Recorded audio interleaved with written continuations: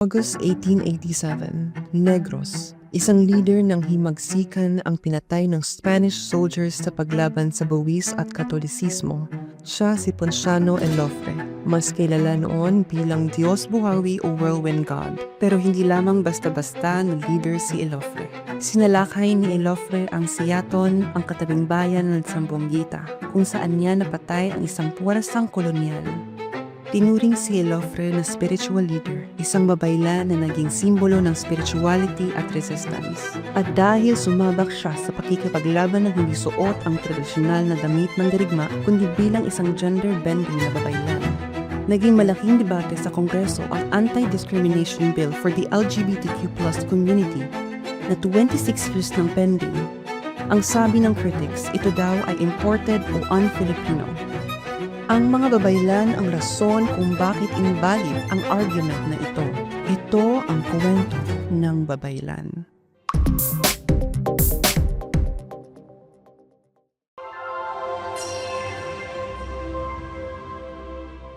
Unang panahon, may dalawang uri ng leader ang komunidad, ang mga datu at ang mga babaylan. Kadalasan mga lalaki ang datu at sila ang may hawak ng kapangyarihang pampulitika. Ang mga babaylan naman ay karaniwang mga babae. Sila ang mga manggagamot, mga shaman at mga spiritual leaders. Pinaniniwalaan na ang mga babae ay mayroong mas malapit na koneksyon sa kalikasan at mga spirits. Kaya nilang kumonekta sa mga daigdig ng mga Diyos at basahin ang galaw ng Bakunawa, ang dragon serpent na nagpapagalaw sa mundo. Gumagawa rin sila ng mga bulong o orasyon na nagbibigay ng proteksyon laban sa mga sandata ng kanilang kaaway. Para maging isang babaylan, kinakailangan ng isang babae na mag-training sa loob ng ilang taon. Ito ay isang matinding proseso.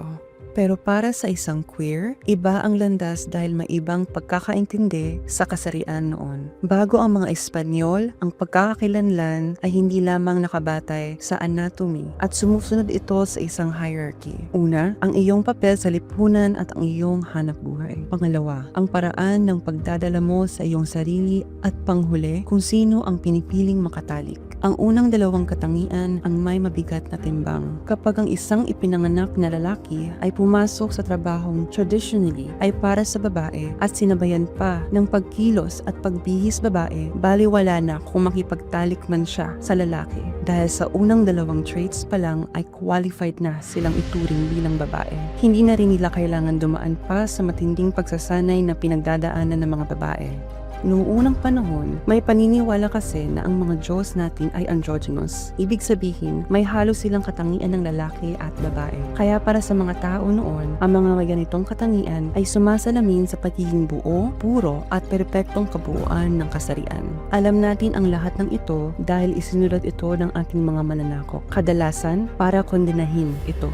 Sa isang aklat na pinamagatang Historia de las Islas e Indios de Visayas ni Padre Alsina, inilarawan niya ang isang taong tumawid mula sa pagiging lalaki patungo sa pagkababae. They wore women's clothing, weaved blankets, sewed clothes, made pots, and wore long skirts like old-time petticoats. He danced like women, never like men, and appeared to be more woman than man. Sa Boxer Codex, isang ulat tungkol sa mga tradisyon at kaugalian sa Pilipinas ang nagtala rin ng ganitong mga bagay. They dress as women, act like prudes, and are so effeminate that one who does not know them would believe they are women. They marry other males and sleep with them as man and wife. Marami silang naging pangalan. Katolonan sa Katagalugan, Bayok sa Zambales, Bido sa Mindanao, o Asog sa rehiyon ng Kabisayaan. Nagbabago-bago ang mga tawag, depende sa rehiyon. At sa paglipas ng panahon, ang ilan dito ay nagkaroon ng isang simpleng kahulugan, ang lalaking babaylan. Pero nang dumating ang mga Kastila, pinag-initan at sinimulan nilang supilin ang mga tradisyon at kultura noong unang panahon. Sinira nila ang kultura ng pagtatatu, mga anting-anting, piercing, at iba pang pagbabago sa katawan. Ginupit din nila ang buhok ng mga Pilipino bilang isang paraan ng pagpapaamo sa kanila. Binago rin nila ang kahulugan ng babaylan. Sa isang aklat, ang Katalonan ay kabilang sa 12 ministers of the devil, kasama ang mangkukulam, manananggal at aswang. Pinakilala ng mga Kastila ang konsepto ng machismo at itinaas ang katayuan ng mga lalaki sa lipunan. Kinuha nila ang mga datu at ginawang mga kinatawan sa pamahalaang Kastila. Kaya ang mga babaylan ay naiyong mag-asikaso sa kani-kanilang communities. Itinulak sa margins ang mga babaylan at ipininta bilang mga demonyo. Isang spiritual leader na binigyang kahulugan bilang isang mangkukulam. Kapag may nagsasabi na ang pagtanggap sa LGBTQ+ ay imported lamang mula sa ibang bansa, mahalagang itanong kung ano nga ba talaga ang tunay na in-import. Hindi ito ang mga babaylan, hindi ang pagiging queer, hindi din ang pagiging natural na transsexualism, kundi ang salitang tulad ng diablo at ang machismo na kasama nito. Nang naging malinaw na ang pagsasamantala ng mga Kastila, nagsimula na ang mga pag-aalsa. Sa bayan ng Oton sa Panay noong 1663, isang babaylan na nagangalang Tapar ang nanguna sa isang pag-aalsa. Ayon sa mga tala ng Kastila, tinawag siyang bilang alagad ni Satanas na nagdadamit babae at nakikipag-usap sa demonyo. Nagtatag din siya ng sarili niyang pananampalataya kung saan pinaghalo niya ang mga sinaunang ritual at mga bagong relihiyon. Nang tangkain ng isang paring Kastila na mapigilan siya, pinatay siya ni Tapar. Pinatugis si Tapar ng mga Kastila hanggang sa kabundukan. Pinatay siya at ang kanyang mga tagasunod, itinali ang kanilang mga bangkay sa mga kawayang balag sa ilog at iniwan para kainin ng mga buwaya. Nagsisilbing babala para sa lahat.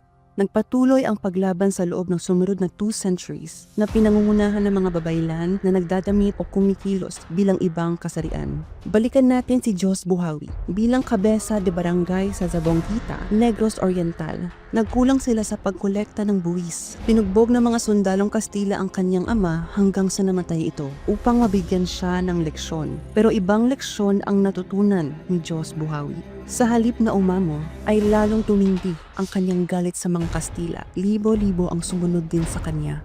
Nabalitaan ni Gobernador General Valeriano Weyler ang tungkol kay Diyos Buhawi. Kaya nagpadala siya ng 500 na sundalo at isang bapor pandigma para tugisin si Diyos Buhawi at ang kanyang mga tauhan. Noong 1887 sa isang pagsalakay sa Siaton, nasawi si Diyos Buhawi.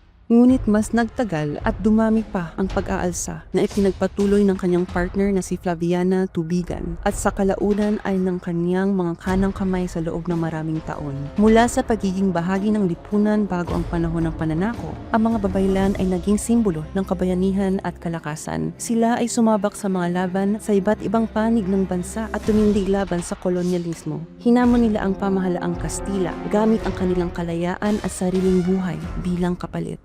Ang pag-iral ng mga babaylan sa ating kasaysayan ay nagpapakita sa atin ng dalawang mahalagang bagay. Una, na kahit wala pa ang mga Western terms tungkol sa sex at gender, matagal nang mayroong makulay na pamayanan ang mga Pilipinong nagdadamit o kumikilos bilang ibang kasarian. Ito ay katutubo sa atin. Ikalawa, nang sinubukang tanggalin ito gamit ang puwersa ng kolonyalismo, hindi lumuhod ang mga babaylan. Lumaban silang nakasaya at gamit ang orasyon at bolo laban sa imperyong nagtatangkang burahin sila. Kaya sa susunod na isalang ang SOGI Equality Bill sa Kongreso at may tumayo upang tawagin itong dayuhan, imported o un-Filipino, alalahanin natin si Diyos Buhawi na siyang nanguna sa isang pag-aalsa habang nakasuot ng damit pambabae noong 1887. Alalahanin si Tapar, alalahanin na ang mga babaylan ang nauna rito at alalahanin kung sino ang nagturo sa atin na tawagin silang mga demonyo.